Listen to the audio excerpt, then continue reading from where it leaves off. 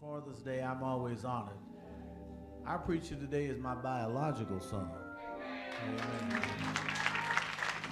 I'm very proud.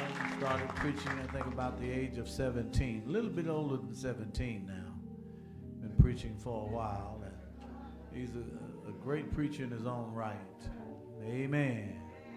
And we're grateful to be able to bring him before you again today. So if you'll be honored, will you stand with me and receive the pastor, Patrick Jubert? Patrick Jubert Ministries, Fort Worth, Texas. He'll be our speaker for today.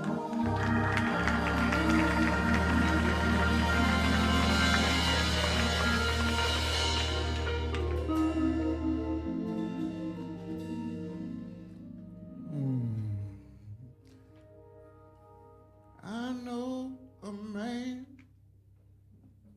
from Galilee. If you see him, he'll set you free. He'll pick you up, turn you around.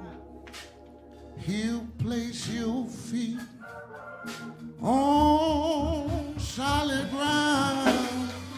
Oh, oh, oh, I wanna know. Do you know him?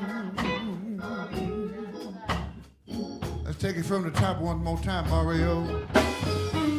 I know a man from Galilee. If you in sin, he'll set you free. He'll pick you up, turn you around. He'll place your feet on solid ground. Oh, I wanna know, do you know him?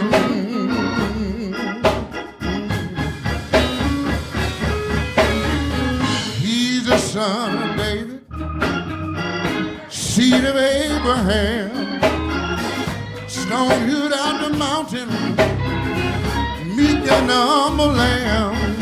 Oh, I wanna know, do you know him? One more time. He's the son of David, seed of Abraham, stone hewed out the mountain, the meek and the humble lamb. Oh, oh, I wanna know, do you know him? Oh, billows may roll, breakers may dash, I shall not sway, be holding me fast. Those dark days, clouds in the sky, I know it's all right.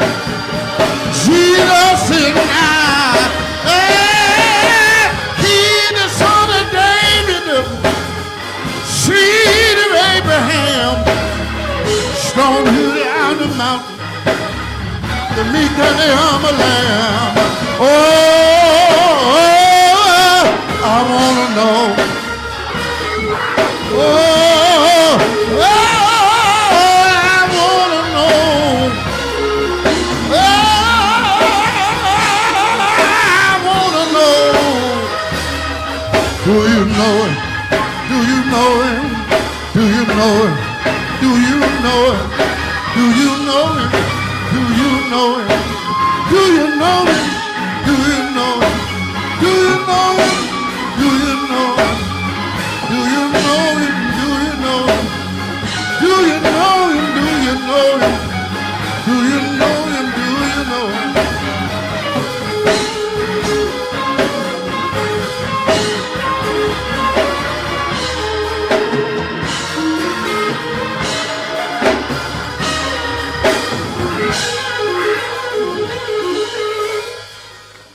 God, we thank you for being to us everything we need you to be. Now, Lord, it's preaching time. And that's when you do your best work. So, Lord, take this little boy nobody else would use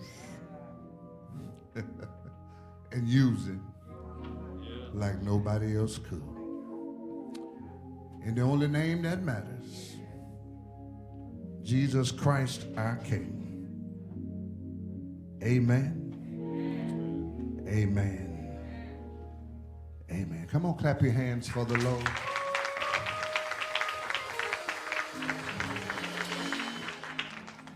Luke chapter 15.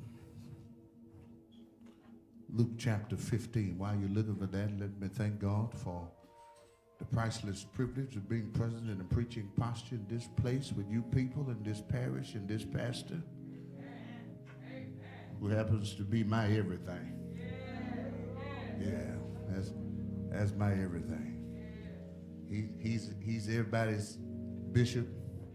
That's my daddy, y'all. That's my dad. Happy Father's Day. He's just as good looking now as he ever was. To my mama, look out of y'all.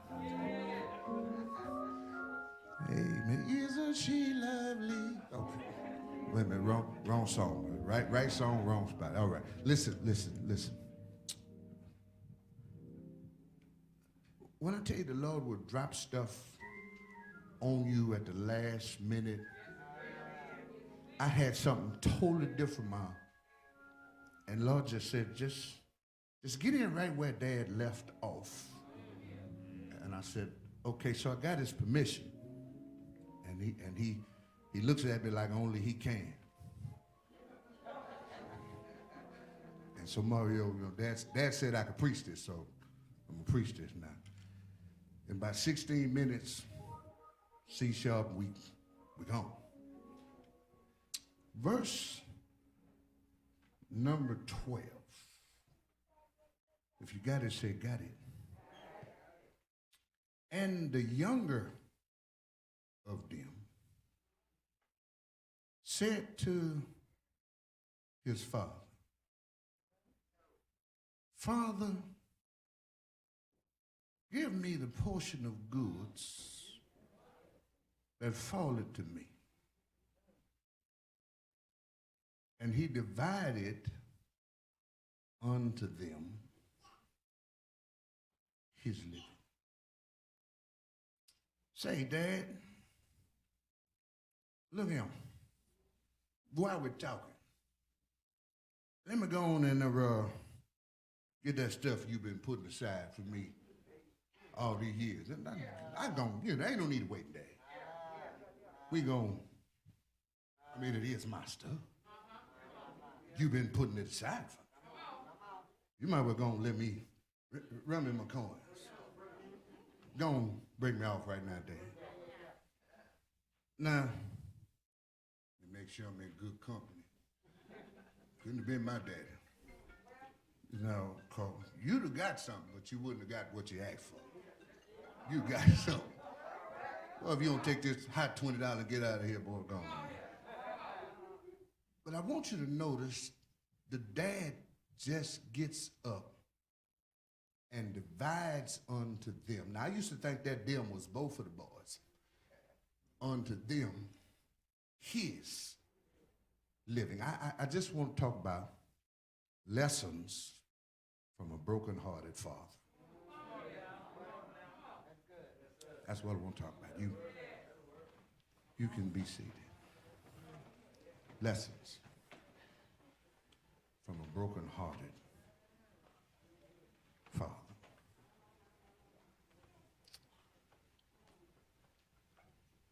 I heard the call to preach clearly at 12 years old. I was licensed to preach at 17. I've done perhaps in the last 20 years a little close to 500 revivals. I've read the Bible and I'm beginning to understand it a little better. I'm the son of a Bible scholar. the grandson of one who was a little more scholarly than us. And I finally took the time, not many days ago, to talk to this father. I'm going to name him Mr. William. That's his last name, William. In Louisiana and Texas, we don't put no S on where it goes. So this is Mr. William. And I said to him, with no knowledge of or desire to preach this passage here today, I was trying to understand my own nuances as a dad. And not only as a dad, as a son. Because before you can thoroughly understand what to do as a dad, you have to know and recognize what things you shouldn't have done as a son. I'm gonna do the best I can, babies. And as I begin to talk to him, again, I'm trying to understand me. Because even as well as I know me, Mario, some days I don't understand me.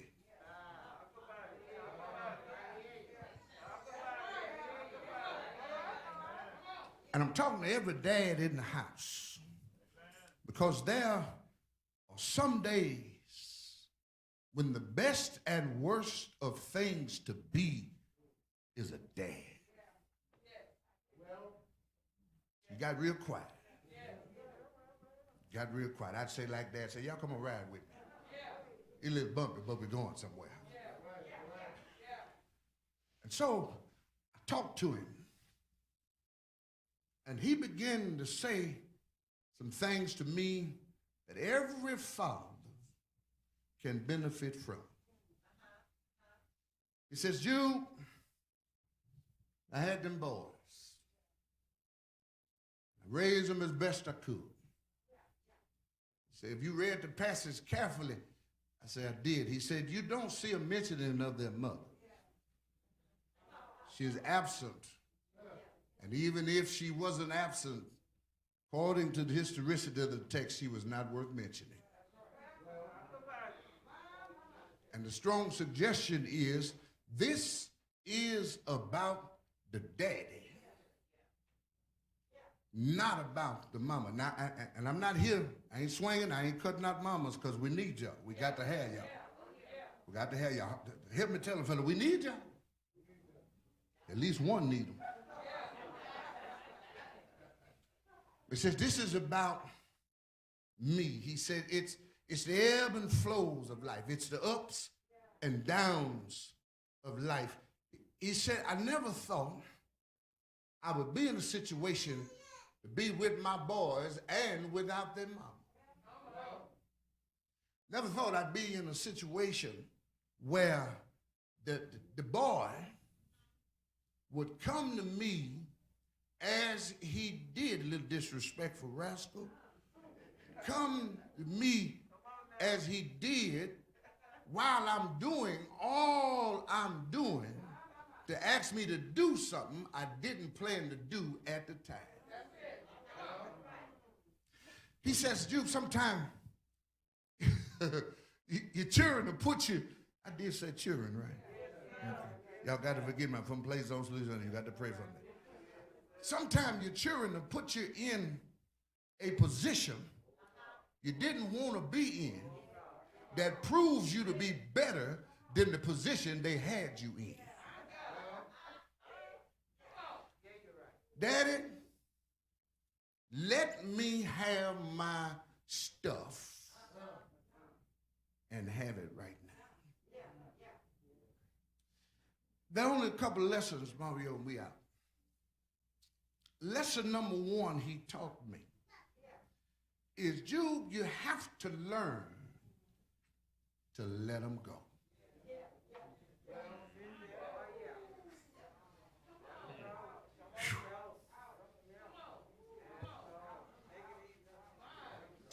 You don't know my story. So I'm gonna slide it to you, and then you'll understand a little better. Was denied the privilege of having children for 10 years. Cancer was the culprit, was the thief. Got pregnant, not me. You know where I'm going, you know. And a daughter was produced and carried for 8 months. Stillborn. Prettiest little girl I've ever seen in my life. Just like her daddy. Chocolate brown, curly hair. And then, Mama, I say to the Lord, this is your promise? Laying on this table, no life. This is what you promised me. And then, watch this, 2 years later, up comes a bouncing baby boy. And now you tell me, I've had to wait 10 years, had to lose one, but to understand me better, I got to let this one go. I don't know if y'all got that. I done waited. I've lost. And now you said to me that there's the possibility that I have to step aside, open a door that I don't want to open, and say you got to let him go. 2002, I was employed at Aldine A-Leaf in Penn School District. I had a very good-looking boss. I've been called to 2 churches at the same time. One was here in Houston, and the other one was in a little quaint hamlet in Waxahachie, Texas. And I said to myself, no, I don't want the one here in Houston, but I sure don't want to go to Waxahachie. Did not want to go. God fixed it so, and I'm blaming this on God. God fixed it so that very good-looking individual for whom I was employed called me in and said, son, I got to let you go. You got to do what, man? I ain't done nothing. He says, because if I don't let you go, y'all, they finna holler. You gonna put us both out of line with the will of God, son. And I said, what do you mean that? He said, because if I let you stay here, you hiding from God. So that puts you out of line, but that puts me out of line because then I'm helping you hide. Son, get your stuff. You got to go. I wind up in Waxahachie. So here is the lesson. Sometimes you got to let us go.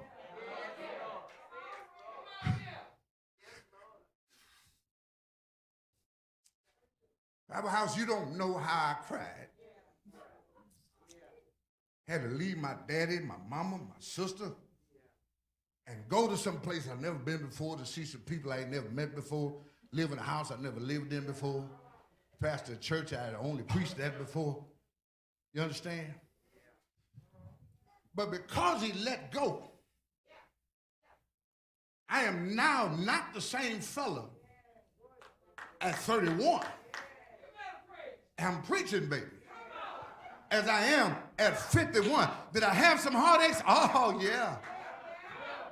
Did I shed some tears, Mom? Oh, yeah. But then when I left here, I was doing maybe 5 revivals.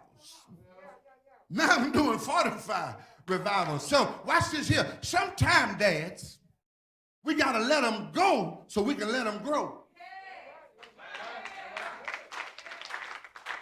Because if you keep them in the house, then we wind up doing everything for them while they're in the house. They hungry, we cooking. Come on, talk back to me a little while. If we ain't cooking, we run it up to Luby's, we run it up to Popeye, we run it up to Papa. Don't sit on down, baby. We just talking. We just talking. But then when you let them go, then they got to figure out some stuff on their own. He let the boy go. He left with his pockets heavy. But then he wound up in the hog pen. A Jew? In a hog pen? O.C. Johnson said they didn't even want to fool with pork, let alone be down there in a hog pen, smelling like a hog. And I'm learning, I'm learning that sometimes you got to let the hogs get them.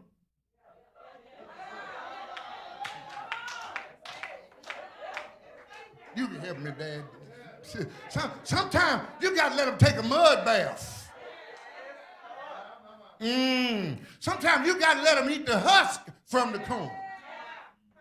Got to learn to let them go. You open your mouth and say, let them go. That's the wrong somebody. Turn it over and talk to your neighbor and point at them and say, let them go. Because if you don't let them go, what's eventually going to happen is they're going to let you go.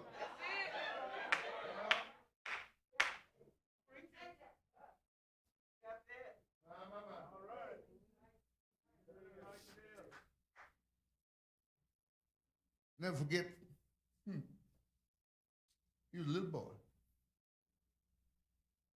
I couldn't find him, Mama. I'm telling you this 68 years later. Couldn't find your grandson. I knew he had no key to the car. He was about 4 months old. I'm looking. And then finally, the door to the fireplace slides open.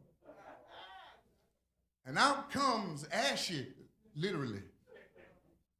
The ashy little high yellow boy laughing. And he'd been sleeping in the fireplace. And the lesson is sometimes they'll get in some places they ought not be, and you got to look for them. But then when you can't find them, then you're forced to just stand, sit, and wait until they resurface. Now, here's the shouting spot right here. They'll come back.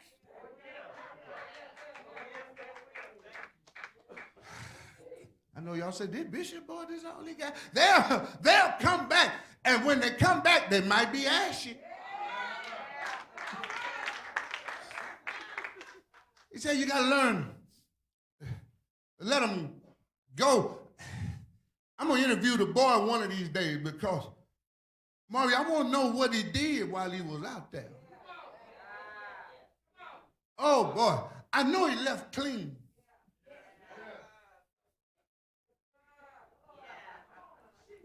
But I bet while he was clean, he went to the club. Can y'all, I know y'all holy and everything. I'm holy too, but I got to, well, he went to the club. And I don't know, I know everybody here ain't clubbers. But I can imagine him setting drinks for everybody on me. Drinking that gin for a mighty good time. Champagne and wine. Oh, but when his money got low, he found himself with no place to go. You know Bobby, don't you? When he said, nobody wants you. See, y'all still got a CD. Right. Nobody wants you when you're down and out. When you got a car, you can always get a ride. When you got some money, you can always get a loan. Am I preaching to anybody in here? But when your money gets funny, oh boy, when your change gets strange, when your car is sitting down at the house, everybody have an I would but a rub. Am I preaching to anybody up in here? I'd like to know what all he went through.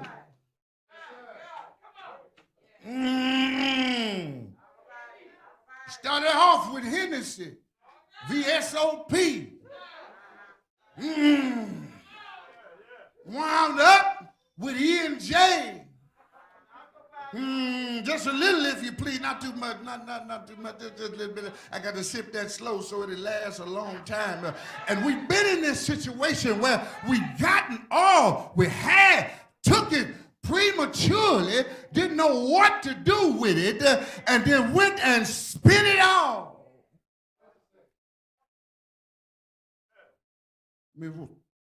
Miss Williams said, Jew, I wish I had some kind of way to gauge his money. I would have cut the card off from where I am. Sometimes letting them go, they get bruised. Oh, Lord. They get bruised, they get bruised, they get bruised. 2007. They rushed me to the emergency room to have a life-saving surgery. Dad was on to preach my pastoral anniversary. I've seen a lot of looks on his face over the years, Mom. But for him and Mom to walk in that room and see me having been cut open, laying there in between two polarities, pain and sleep. And the look on his face as he wiped tears from his eyes was the pain only a father could experience when his son has been bruised. I saw the pain. I saw the tears. I heard the prayer, and he was right in the room with me. But how many times has he shed tears because of my pain when I'm 1,000 miles away? We don't know where that son was, but Daddy was sitting at the house in between domino games, in between card games, in between business meetings, and every now and then he said, "Now I wonder where that boy." We get bruised out there, but then there are times we get broken out there. Let us go. We'll get bruised. We'll be broken, but listen here, this gonna fit the way you feel. Bruised, broken, but then we'll be by ourselves.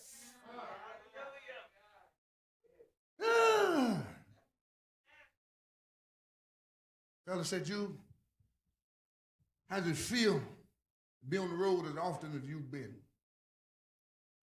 I said, "I'm the loneliest man in the world." What? Yeah. You're on a plane with hundreds of people, but you're alone. You're in a church with thousands, but you're alone. Ain't nobody talking back to me up in here. You're in conventions with tens and 20,000s, but when the event is over, you go to your room alone. And listen, every sure enough father wants to get to their children, especially their sons, when they know that boy is by himself. I wish God had some friends up in here. Oh, text messages, 11:30, 12 o'clock at night. "Where you at, boy?"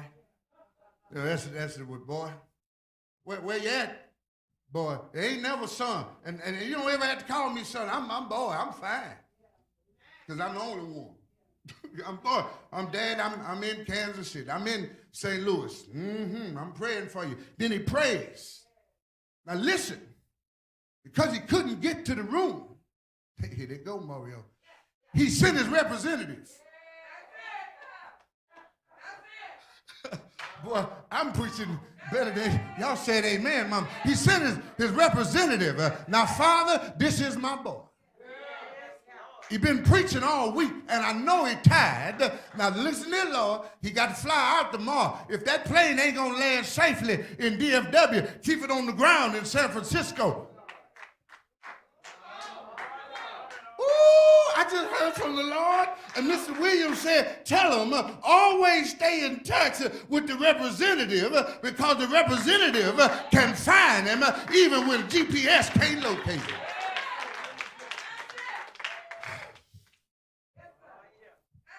He said, you gotta let him go.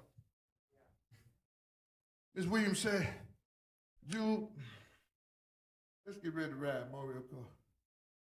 These tears is on the way. Boy, this getting old stuff ain't no good. I used to preach like crazy when I was 35. You turn 51 and the water faucet come on. He said, Jude, Mario said he right. You got to know how to let them go. But mama, you got to know how to let them come home.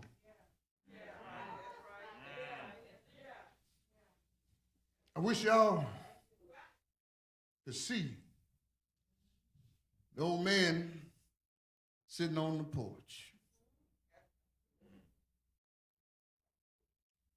In his good rocking chair. I want y'all to pay attention to me.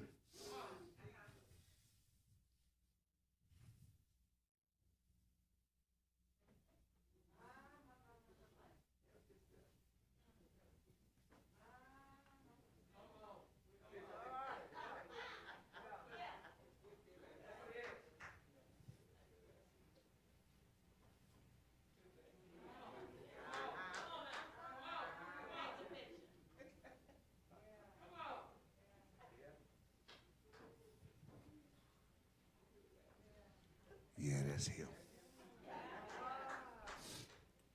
I'll tell you how he walk. Because most boys walk like their daddy. Left leg just a little out, slightly bowed on my right one. I was here 4 Sundays ago, and they didn't want to let me in because protocol, it's okay. But there's some privileges to being their son. And he was up preaching. And I'm looking right now and can't see outside. But when I came in that door, he looked, stood right here for a split second, nodded his head to let me know he saw me. Now, he didn't know I was coming, but he knows how to let me in when I get here. Real dads, always looking for their children to come home. Always looking for them children to come home. You see it, Mama? Look out there, Mama, that's him. Mama said that's him. So Mama said that's him. Let's see. Ooh, I want to dress this up. I want to put a tuxedo on this here. But he ain't got no tuxedo on. He got some cutoffs. Them air Nikes he left is now some slide Nikes. Because he done walked the back off of them. He left in his warm-up. Now he ain't got enough to warm up. I'm already preaching. And Mario, that daddy said, hey, look at him. I know him. He looked for me. That's what Miss Williams said. Miss Williams knows how to let him come home because somebody else might have been petty. Okay, see how y'all got quiet? If you quiet, that's you. Might have been petty and said something on this fashion. What you do with all that stuff I gave you, player? What happened to all that money? You left for the Cadillac, now you come back on horseback. What's the matter? You left the White House. Now you out there at the outhouse. Oh, come on. Yeah, come on, Cletus.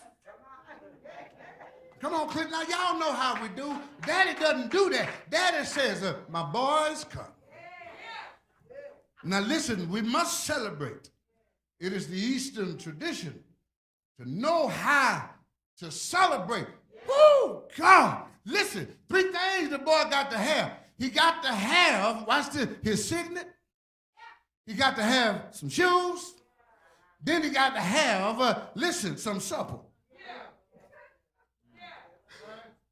All right, call the barbecue man, call the smokehouse. Call the smokehouse, we got to feed him. We got to feed him. Get some brisket, get some ribs. Got to feed him. He got to eat because he done got narrow out there. He's so hungry, ash around his mouth. We got to feed the boy. Now, listen, I believe I'm right when I say the dad is a fit figure of the father. When the father, when we come back to him after playing in the mud of sin, he comes, we come in and he says, we got to feed the boy because his greatest miracles were centered around food. And when he welcomes you in, he welcomes you to eat because he is the bread of life. Am I preaching to anybody in here? Somebody open your mouth and say, you're preaching, Pat. Watch this. He said, get the big calf. Not the little one. But Daddy didn't say the only one either. Get the big one. Now, I have a little beef every now and then. I have a little beef. So the fatted calf is the one that tastes better. I need you to understand that. And the way you produce extra fat on cattle is you begin the massaging process a couple of days after they're born. And the more you massage them, it allows for the fat to get into the meat mouth. That's why tenderloins and prime ribs are the way they are, because they've been massaged. I'm going somewhere with this.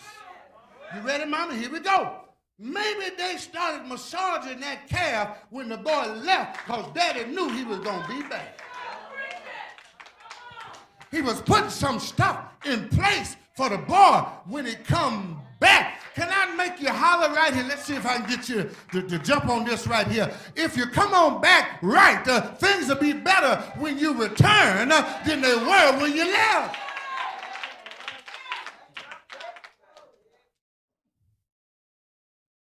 Have to feed him shoes for his foundation. My dad likes good shoes. So do I. I've gotten a little older now, and them alligators snapped my feet. So now I give him some flow shine. Should have been buying them for years. Feet feel good. You understand me? Y'all want some alligator? I got them going cheap. Got them going cheap. But he fixes his foundation. But then he welcomes him back into the family by giving him the ring.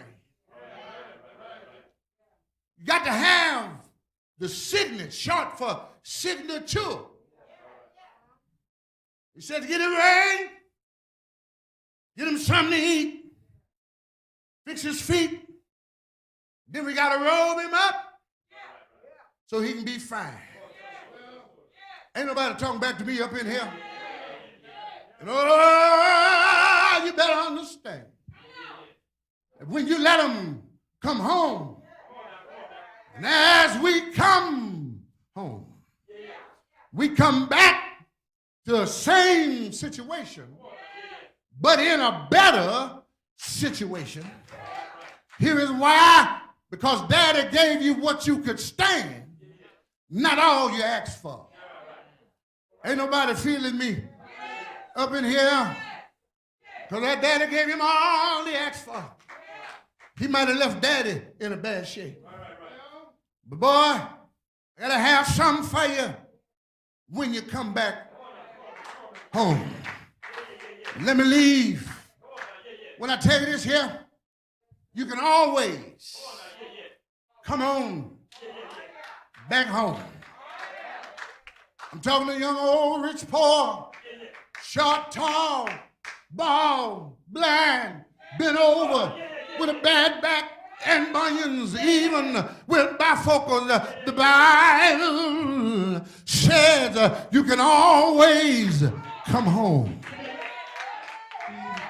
And let me tell you, when you come home, there's a party on your behalf. I'm a strange kind of fella in that I don't like a whole lot of crowds. But every now and then I would get off of the plane, and when I got home, the whole church was there. And they said, Pastor, we decided to welcome you home and let you know that we were glad you made it safe. Can I turn the corner now, Dad, and tell you soon after a while we're going home. Ain't nobody feeling me up in here this evening. And when we get home, it gonna start like this. I got shoes, you got shoes. Oh, I got children, sure got shoes. But if Daddy was up here, he said shoes ain't all. He said, I got a robe, you got a robe. I got children, they sure got a robe. Can I get a witness here? I'm leaving it all. Is there anybody here made up their mind that they headed on back home? I wish I had somebody pray with me a little while longer. I'm doing like my daddy now. I'm going to cut across the field and I'm going to ask you a question. Ain't God all right? Let's celebrate a little while, boys. Ain't the Lord all right? Is he all right over here? How about over here? What about over here? If you know it all right, you ought to throw your hand in there. Wave your hand like you just don't care. And if you're not a square from around here, or somebody ought to say yeah. You ought to say yeah. I don't hear nobody. You ought to say yeah. Yeah. Yeah.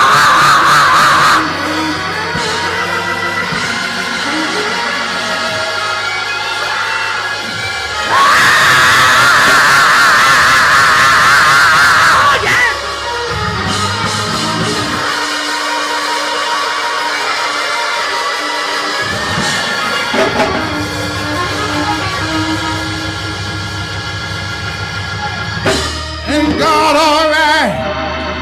Let me hear you holler one time, all right? I don't hear nobody, all right? Let me hear you say, all right? Throw your hand on your ear and turn on your preaching voice and say, all right! All right!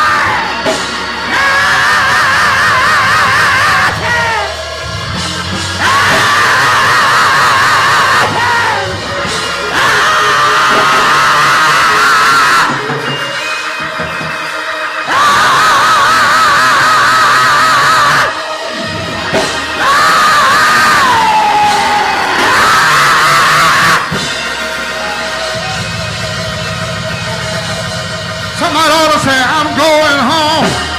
Let me hear you say, you ought to be glad about it. I'm going home. I'm going home. I'm going home. I'm going home. I got to leave you now, mama. But just as soon as my feet strikes I'm going to lay down my heavy blood, put on my robe and glory. I'm going to shout. If there any shouting in here, I'm going to shout. Tell God the story. How I came over hills, over mountains, coming up from the Christmas town and all. God's son and Lord will be drinking that healing water. Ain't he all right? Ain't he all right? Yeah!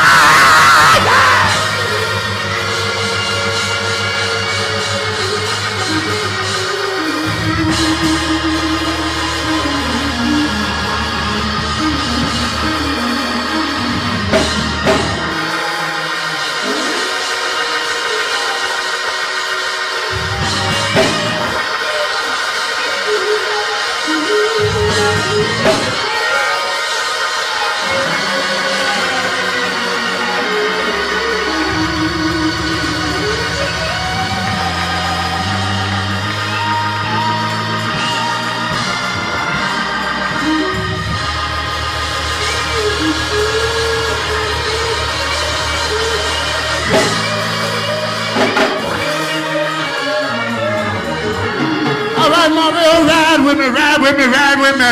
Won't he do it?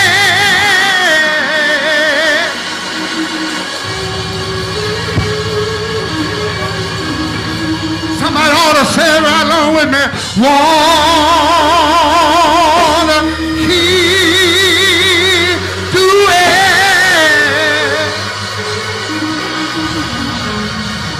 Won't he do it? Won't he do it? Won't he do it? Won't I got to let it alone? Won't he, won't he, won't he, won't he? Won't he do it? Won't he do it? Won't he do it? Won't he bring your boy back home? Won't he bring your daughters back home? Won't he do it? Won't he do it? Won't he do it? Won't he, won't he? Won't he, won't he? Won't he, won't he? One last time, baby, oh, won't he?